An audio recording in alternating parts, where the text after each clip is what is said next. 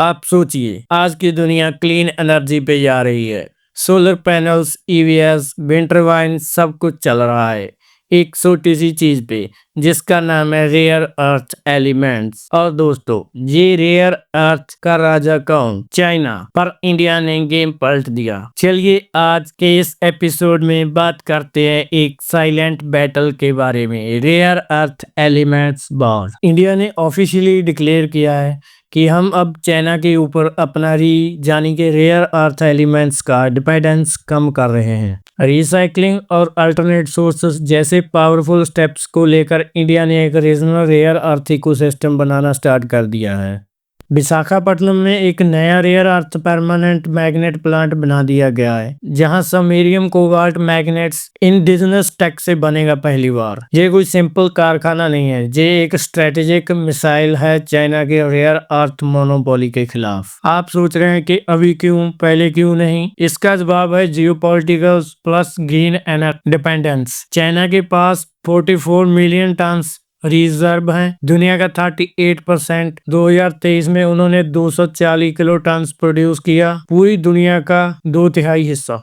और इंडिया अपने 90% चीज इंपोर्ट करता है चाइना से। आप सोचिए, हमारी EV industry, defence tech, space system सब कुछ चाइना पे निर्भर करता था, क्योंकि हम सभी रिसोर्सेज वहीं से इंपोर्ट करते थे। पर ये मोनोपोली कभी भी एक जियोपॉलिटिकल वेपन बन सकती है, जैसे 2010 में चाइना ने जापान का सप्लाई कट कर दिया था एक मैरीटाइम डिस्प्यूट के बाद। तभी इंडिया ने सीख लिया था कि सप्लाई चेन को सिक्योर करना है, वरना मिसाइल बनेगी या नहीं बनेगी ये चाइना पे डिपेंड करेगा हमारा। ये सब 2024 के मिड में शुरू हुआ था और 2025 में मोमेंटम मिला। विशाखापट्टनम, आंध्र प्रदेश, इंडिया का फर्स्ट इंडिजिनियस REPM प्लांट यहीं बना।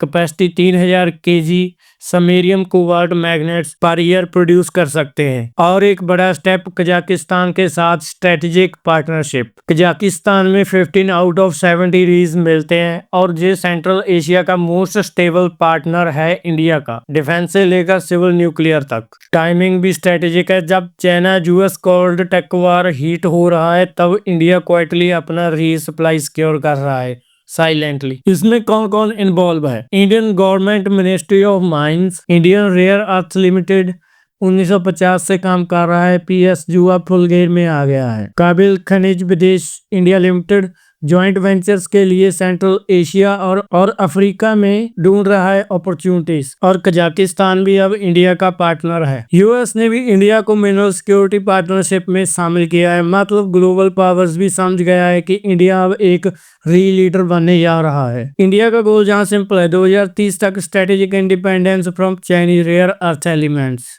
ग्लोबल नैरेटिव भी शिफ्ट हो रहा है। US plus India clean energy partnership, EU plus Japan diversify away from China, Kazakhstan emerging rehab with India, और strategic planning, recycling, high energy, water cost but scalable, expensive, slow but long term game changer. Diversification, Kazakhstan, Australia और Vietnam के साथ। India का approach silent और smart है, ना चिल्लाने की जरूरत है, ना छुपने की, जस्ट एक्शन। अब बात कर लेते हैं ग्लोबल पब्लिक रिएक्शन की। जापान ने ऑलरेडी डाइवर्सिफाई करना शुरू कर दिया है। यूएस ने इंडिया को MSP में शामिल कर लिया। चाइना अब थोड़ा अनकंफर्टेबल लग रहा है, क्योंकि मोनोपोली क्रैक हो रही है।